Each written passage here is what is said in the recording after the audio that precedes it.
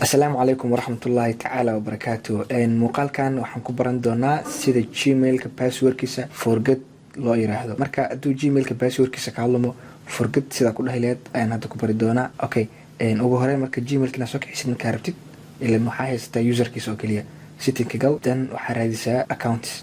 Marka waxaan ka galeynaa qaybta accounts, dan waxaan leenahay add. Kadib waxaan ka dooran doonaa marka Google. Afwan, Google aan ka dooraneynaa. Okay, wuxuu ku weydiin doonaa passwordka mobilkaaga ku xiran screenkiisa. Okay, anikeyga waan geliyay. Okay, markii sidan kusoo baxdo kor waxaad gelinaydaa Gmailka aad ku samayn lahayd forget passwordka. Okay, ana waxaan ku samayn doonaa fahintage. Waxba at gmail.com ha raacsiinin. Okay, hadda passwordkiisa ma garanayo. Waxaan ka dooran doonaa forget password. Okay, hadda wuxuu dhahay waxaad gelisaa passwordki aad xasuusatid markii ugu dambeysay passwordka aad xasuusatay. Okay, wax ma ka xasuustaba wax leen iska gelinaa marka negastin waan leeyahay. Markii sidan kusoo baxdo waxaad leedahay mobile phone-kaaga ayaa inta gelinaysaa. Waan ku tusi doonaa meesha aad uga soo xiri doontid Gmailka cusub markaad samaysatid. Okay, hadda waxaan gelinayaa mobile phone-kayga.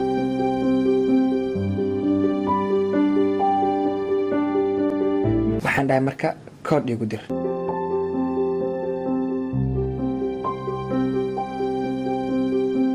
waan geliyay fariinta koodka. Okay, waxaad gelinaysaa marka ugu horeyn passwordka waxaa la rabaa inaad gelisid xarfo iyo number waxa isugu jira inaad isku dhex qastid. Okay, waxaan ku bilaabi doonaa xarfo kadibna waxaan raacsi doonaa eber 852 intana sidoo kale eber 852. Passwordkii hadda wuu noo bedelmay. Gmailkina wuu noogu xiran yahay mobilkeena. waxaa jirto khiyaano yar taasood ku samayn doonto inaad Gmailkaaga adkaysato.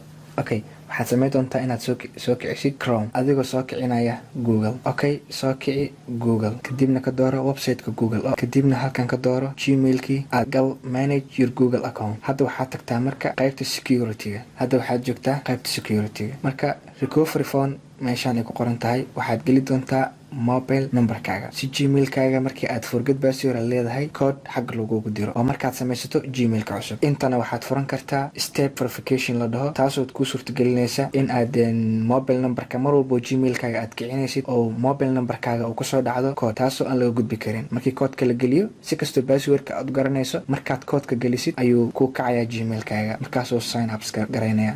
Halkaan ku soo gabagabeynaya muuqaalkan ugu talagalay sida Gmailka passwordkiisa loo forget gareeyo. وبالله التوفيق. السلام عليكم ورحمة الله تعالى وبركاته.